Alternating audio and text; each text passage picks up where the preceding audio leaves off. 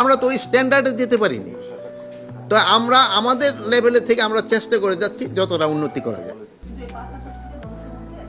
এই শোনেন, এই 3ই আগস্ট সম্বন্ধে একটা কিন্তু আতঙ্ক ছিল, 5ই আগস্টের সম্বন্ধে এখানে তো কোনো ধরনের আতঙ্কের কোনো কারণেই নেই। আল্লাহ দিলে সব কিছু, সব প্রোগ্রাম হবে এবং সব ভালোভাবে হইতে হবে।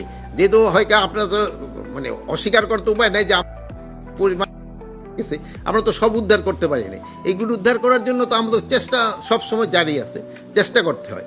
কিন্তু হয় কি, বিভিন্ন একটা হলো হয় এই সব বিভিন্ন অনুষ্ঠানগুলি হইতে গেলে অন্যান্য ক্রাইমগুলি আবার দিকে, যেহেতু বাহিনীতে একটা আপনারা এক কাজে লাগলে হন, আপনি তো অন্যান্য এইগুলি যেসব হয় সেসব বাহিনীগুলি একদিকে হয়ে কনসেন্ট্রেট করলে আরেক দিক দিয়ে আবার ইটা বেড়ে যায়।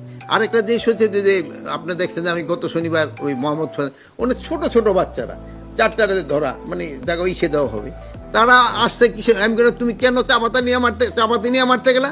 বল স্যার ওই আমার যাওয়ার সময় পায়ে দেওয়ার ন্যাং মারছিল।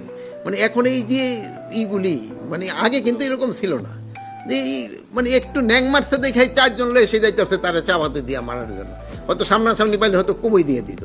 মানে এইগুলির ক্ষেত্রে আমাদের জনগণেরও সচেতনতা বাড়াইতে হবে, আর মা বাবা আত্মীয় স্বজন তাদের বুঝাতে হবে এইগুলি যেন না, কে অংশ নিবে কে অংশ নিবে না, এটা আমার স্বরাষ্ট্র